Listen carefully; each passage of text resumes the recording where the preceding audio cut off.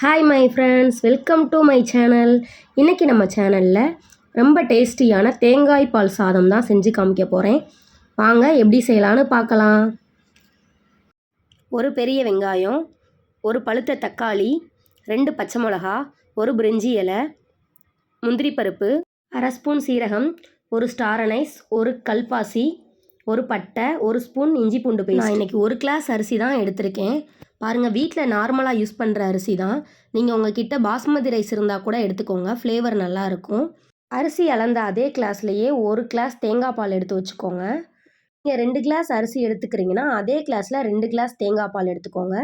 நான் இன்றைக்கி 1 கிளாஸ் தான் எடுத்திருக்கேன். அரிசியை ஒரு பவுலில் மாற்றிட்டு கழுவி ஊற வச்சுக்கலாம். ஒரு 20 நிமிஷம் அரிசி ஊறினா போதும், கரெக்டாக இருக்கும். வாங்க சாதம் எப்படி செய்யலான்னு பார்க்கலாம். 1 ஸ்பூன் நெய், 1 ஸ்பூன் ஆயில் ஆட் பண்ணிக்கோங்க. எண்ணெய் நல்லா காஞ்ச உடனே 1/2 ஸ்பூன் சீரகம் சேர்த்துக்கலாம். நம்ம எடுத்து வச்சுருக்க ஹோல் ஸ்பைசஸ் ஒன்றா சேர்த்துக்கலாம். ஒரு ஸ்டார் அனைஸ்,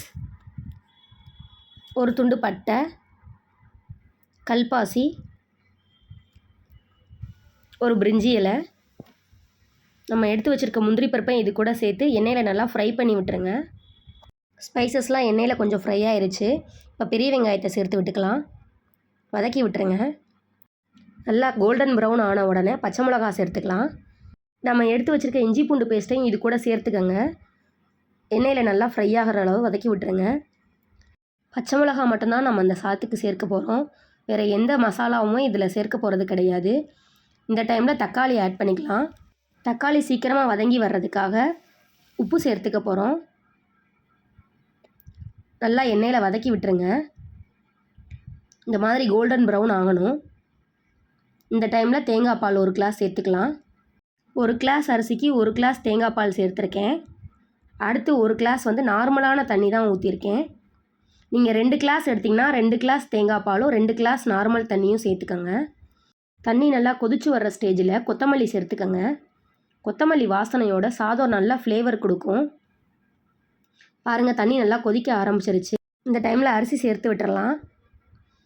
நல்லா ஒரு 2 நிமிஷம் அந்த தண்ணியோடு சேர்த்து இந்த அரிசி நல்லா கொதித்து வரட்டும். பாருங்கள், கொதிக்க ஸ்டார்ட் ஆயிருச்சு. இந்த டைமில் உப்பு செக் பண்ணிக்கோங்க.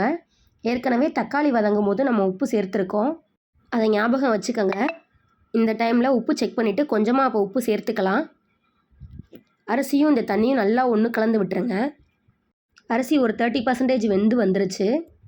இந்த டைமில் குக்கரை விசில் போட்டு மூடி வச்சிடலாம். 3 விசில் போட்டு எடுத்தால் போதும். சாதம் ரொம்பவே குயிக்காக நம்மளுக்கு ரெடி ஆயிரும். பாருங்கள், சாதம் கொஞ்சம் கூட குலையலை, அடிப்பிடிக்காமல் வந்திருக்கு. சீக்கிரமாக ஒரு 15 நிமிஷத்துலேயே இந்த சாதம் செஞ்சிடலாம். இந்த சிம்பிள் அண்ட் டேஸ்டியான ரெசிபியை ட்ரை பண்ணி பாருங்கள். சிக்கன் கிரேவி, மட்டன் கிரேவி கூடலாம் வச்சு சாப்பிட ரொம்பவே டேஸ்ட்டாக இருக்கும். நான் இன்றைக்கி சன்னா மசாலா கூட தான் வச்சு சாப்பிட போகிறேன். வீடியோ பிடிச்சிருந்துச்சுன்னா லைக் பண்ணி, ஷேர் பண்ணி, கமெண்ட் பண்ணுங்கள். இது மாதிரி ஹெல்த்தியான ரெசிபிஸ் பார்க்க நம்ம டிகே ஹெல்த்தி ஃபுட்ஸ் சேனலை சப்ஸ்கிரைப் பண்ணுங்கள். தேங்க்யூ.